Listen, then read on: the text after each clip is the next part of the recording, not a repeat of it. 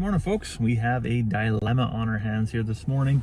You'll recall from a previous video having some driveline issues with the old AGCO Alice, and so I run into Grand Prairie here today to start pricing out parts so I can get that coupler. That coupler's about 170 bucks. I got one on order. It's going to take 7 days to get here from Regina. However, the opposite end, I guess the crown pinion, is that what they call that? Anyways, this piece, that's the other mating side of it that's worn. It's not worn out, but it's worn, and I'm concerned that if I put any kind of tension on it, torsion on it, that I could spin that brand new coupler and then be right back where I started.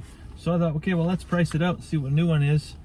$3,891.08 from AGCO, from Agriterra here in Grand Prairie. So I'll run over to Sexsmith Farm Parts, see if they had something. They can't get anything aftermarket. There's no other, yeah, it's basically, that's the price, and that sucks.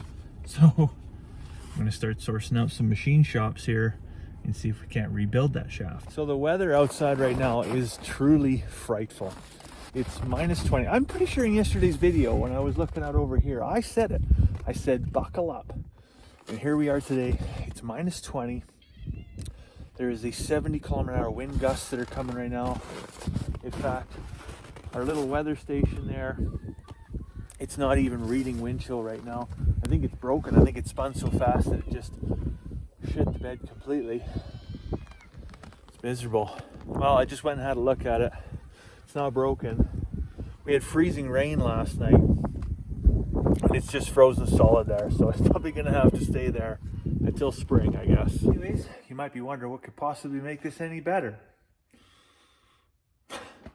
AGCO decided to turn the power off. It's 20 below. There's a 70-kilometer-hour wind blowing.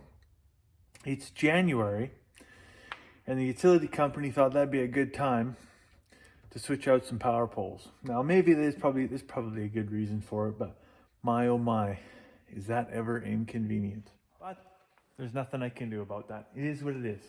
You know, earlier I was talking about the tractor and having to rebuild the front end on this thing and other things that I need to rebuild or have rebuilt on the farm here recently. You know, we do a lot of projects on the farm. Some are more special than others. And the one I worked on last night, and I probably should have filmed it, but I just didn't because it was late and I worked half the night to get it done, is this one right here.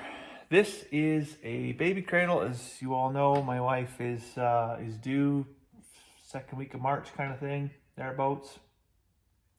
And this baby cradle has been passed down through her family. And so my mother-in-law bought this secondhand, raised all her kids in it. All the grandkids have been raised in it. Charlotte was in it. And now our baby again is going to be sleeping in here. But it was in, you know, 40 or 50 years of use. It was in rough shape, and it was missing some doweling here.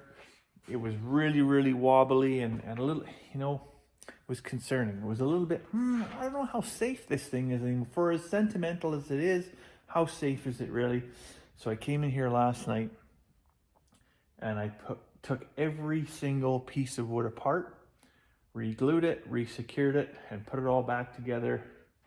And there you go. It's ready to go back in the house for baby. So usually this is the part where I would tell you I'm going for a cup of tea, but I don't particularly feel like firing up the generator just to run the tea kettle right now.